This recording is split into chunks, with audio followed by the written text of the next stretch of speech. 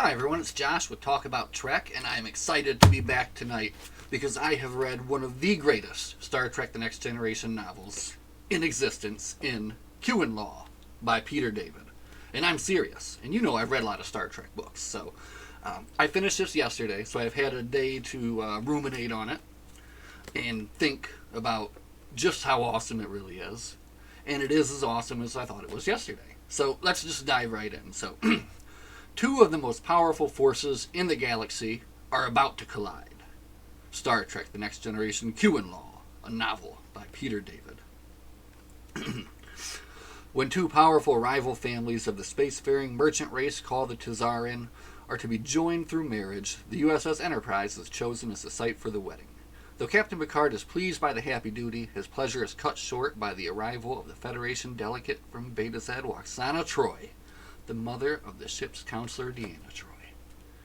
Despite Troy's romantic overtures towards the captain, the celebration seems to go smoothly until the situation is further complicated by the arrival of the notorious and the all-powerful being called Q, who has come to examine and challenge the human concept of love. Suddenly, the festivities are in turmoil, the powerful Tazaran families are on the verge of war, and Waxana Troy is determined to reteach Q a lesson in love that he will never forget. Oh boy, does she too. Wow. So, a few things before we dive right into this book. I got another book I want to show you first. Check this out. So, this book is Star Trek Voyages of the Imagination, which is a fiction companion written by Jeff Ayres that basically gives you all this backstory into all these novels. Well, most of them at least. And the interesting thing about this book is that Peter David only agreed to write his giant novel Vendetta, which they wanted him to write, if they agreed to let him write this Q-in-Law story. And the first manuscript, they really didn't want it to go, and he got it in the hands of Michelle Barrett Roddenberry herself, who loved the story and kind of pushed to get it done. So after reading that, I thought that was really cool because he did such an excellent job with her character in this book, with Q in this book, with everybody in this book. It really is phenomenal. So the book starts out, chapter 1 is this Karen of House Nistral. This young man who's trying to, I guess, prove, well, they don't tell you at that time, but basically he is on a mission to attack this rival house ship. So the first chapter is him attacking, getting in there, getting all the way to the rival house leader. His name is Grazianus. And basically, you find out at the end of the chapter, it's all kind of an elaborate show just to win the hand of his daughter, who is Sarah, who he is madly in love with. So that kind of sets the stage. On the Enterprise, they have a conference there, and they discuss the upcoming wedding. Worf is not too pleased with the Enterprise being turned into a catering hall, but they decide that it'll be a fun event anyway, and everyone's kind of getting into it.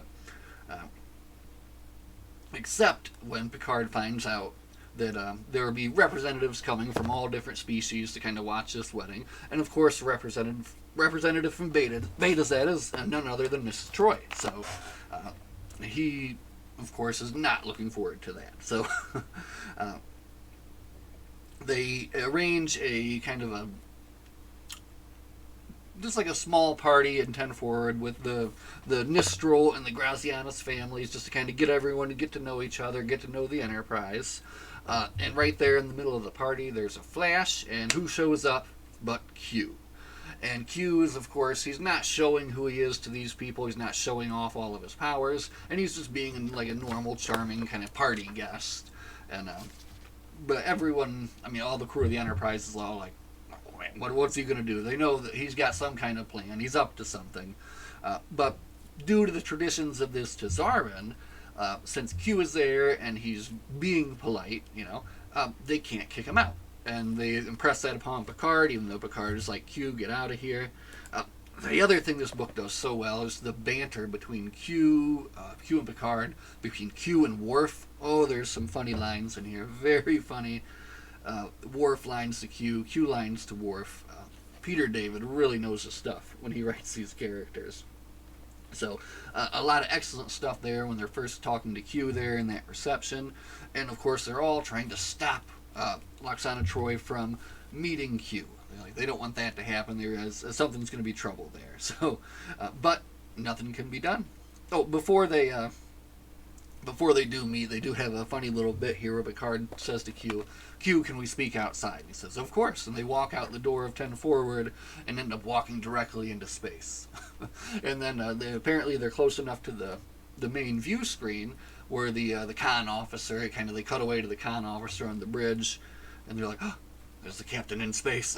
And everyone's kind of freaking out. So, but he's just out there talking to Q, and Q says, why can't I have a chance to show that I'm actually here, just to be nice and be polite and just enjoy the festivities like everybody else.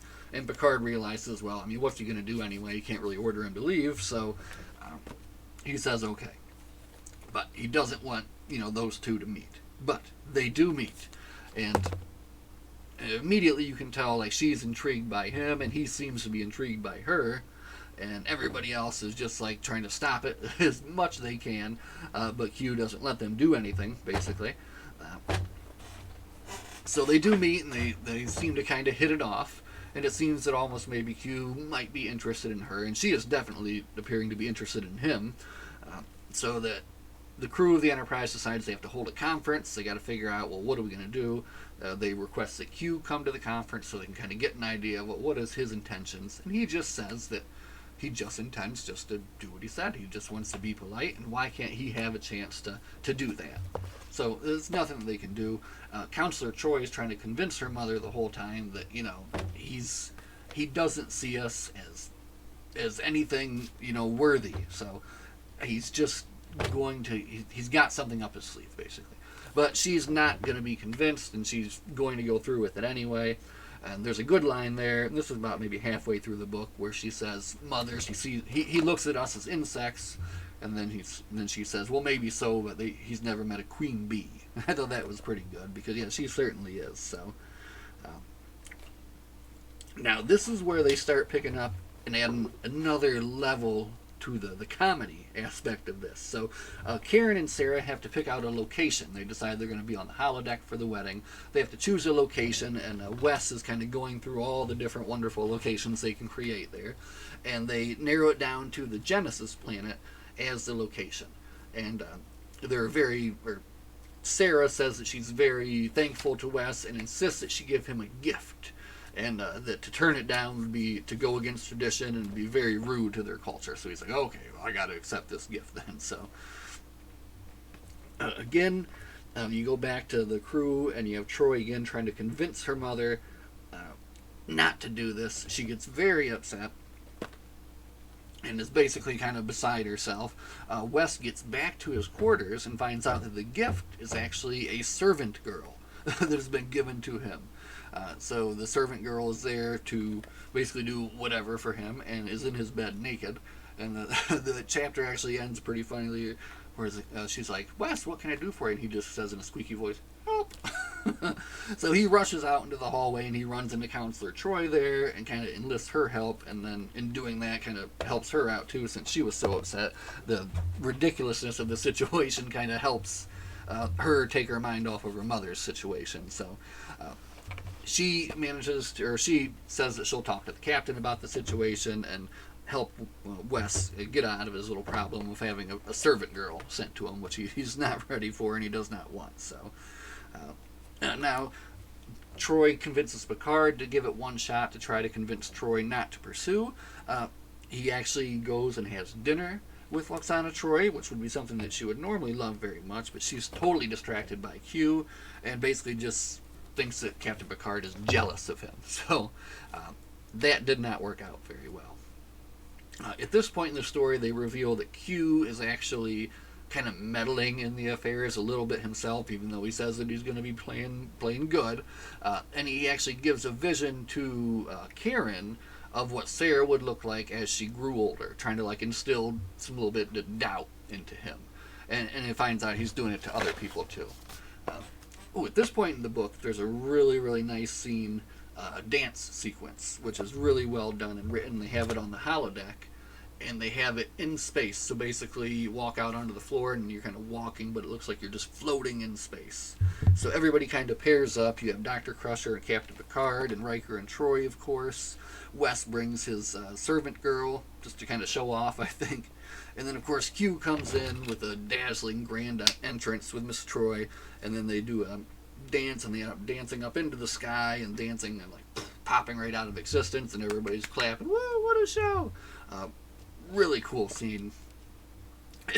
And then they add to it by they pop outside, and then they're just kind of dancing through space, and they go right in front of the view screen again, in front of that same con officer who's like, huh, who'd expect to see two people floating through space in the same week? So that was another one that made me laugh. So during that dance, he actually kind of gives her like a glimpse of the Q powers, kind of like a tease of what it's like to be a Q, and it kind of overwhelms her almost. So poor Wesley, during the dance, gets his feet stepped on. After the dance, I guess he's kind of hurt, and this his servant girl offers to give him a massage, and this girl is so clumsy, apparently, that in the process of doing the massage, actually breaks his ribs. It leads to a very funny scene where Wes is going through the hallway with her, going on the way to sick bay, and he runs into this other ensign who's kind of jealous of him and having this person, who thinks that he got his ribs broken in another way, not doing a massage. So really, this book just had so many laughs, and it's just about like the setup of a wedding, and it all flows together so well, and is just so good. Q is shown to be at this point basically riling things up more and more and more and more. He's actually kind of getting into the thoughts of each of the fathers too, to kind of get them more anxious and just getting everybody on edge to kind of see what's going to happen. So, and then everything kind of comes to a head when they get to the sanctification ceremony. So Picard basically has to lead this ceremony to sanctify the wedding space, and the whole thing devolves into a brawl when Karen looks at Sarah and makes a weird noise or something, and then one thing leads to another, and they're fighting there on the holodeck. And then from there, they devolve into a complete, what they call a blood feud. So the wedding is off, everything is off, they all retreat back to their separate ships, and blood feud is on now. So Q has definitely done something here, and caused some trouble here. So the blood feud begins, and of course, the young people, Karen and Sarah, they're like heartbroken. Sarah so much that she has her servant steal her a pilot's outfit, and she sneaks down and kind of joins into the fighters there. The servant, knowing that she can't betray her master, calls Wesley and says, you got to do something about this, as they begin the battle. So the Enterprise tries to warn them that she's in there. They're not listening. They're kind of like in blood feud mode, so they shut off everything, and they're just ready to start fighting each other. So at this point, Lwaxana Troi hears about what's going on and wants to do something to help. So then she says, Q, we got to do something. And then Q steps in and then gives her the ability of the Q, like she did to Riker, so that she can step in and stop the battle from happening. Whoa. So, what are you going to do? So she gets the power of the Q, and basically, snaps her fingers, returns all of the different fighters to their jets just in the nick of time. Because in perfect dramatic fashion, as of course would happen, right when Karen blows up Sarah's ship, she comes in, snaps everybody back to their original places, and everybody is fine. This book is intense. And again, it's just about the setup for a wedding. And that's it. That's it. And it just goes so wild from there. But this is, where it gets to the end here, is really where, I wish I could have seen this, in a movie. I would have watched this movie. It would have been so good. It really ended so well. So at the end, of course, Q comes in his normal, swarmy self, and he reveals to everybody that the whole thing was definitely just him trying to set it up. And basically him trying to prove that the human emotion of love was weak and pointless, and he feels that he accomplished that, Uh, and he reveals to Miss Troy that he had been leading her on this entire time. And everything he was saying to her was a lie. And this, he made a huge mistake when he did that. Oh my goodness. She completely goes off. Q's like, alright, the power of the Q is going to come off. And he tries to take it off of her. Surprised to find that he can't do it. He can't take the powers away from her. And she is mad. So you have this awesome chapter of basically her just blasting Q through the bulkheads of the Enterprise, shrinking him down, hitting him with a racquetball. It's just so good. It is just so good. She humiliates Q and just beats him within an inch of his life, and the whole time just talking him down, and it's lovely. It really is lovely. Like the whole thing just sets up, and it's just like the perfect ending to that. Just to see him get his comeuppance in such a good way. It's so good. So, in the end, just before she's getting ready to, I think she turned him into a tree and is ready to start chopping it at his nether regions. She's convinced to stop by Picard and her daughter, and she does, and of course turns Q back into Q. It's revealed there at the end that she actually had a little bit of help from Q number 2. So if you remember, Q2, I think, was played by John Tesh. He stepped in there at the end because they'd been kind of watching over Q to make sure he didn't do anything too crazy, you know. So he stepped in at the end to make sure that Q couldn't take those powers back, and that's how she was able to lay the smack down on him in such a wonderful and well-written way. So, man, wow. Q-in-Law. That is so good. I love it. Oh, my gosh.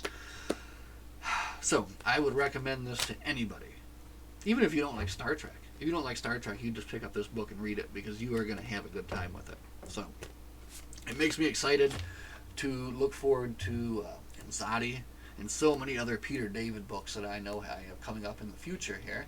But I am very excited to say that for the next book, we will be looking at is right here. And we're going to be diving back into Howard Weinstein, Perchance to Dream. So, I'm just going to plow right along with these TNG books, I think, and maybe push through to number 20, and then maybe we'll switch it up to something different. Again, this book right here is fantastic. Look how big this thing is. So if you are a fan of Star Trek books, and you want the inside scoop, this book gives you so much background information, and I wish I'd known about it sooner, because it's going to be like a permanent fixture on my desk here as I go through all of these books. So, anyway, we're going to stop it right there. Thank you for listening to me rant about this wonderful book here today, Q-in-Law by Peter David. Join me next time for Perchance to Dream. As always, everybody, live long and prosper, and we'll see you in the next one. Bye.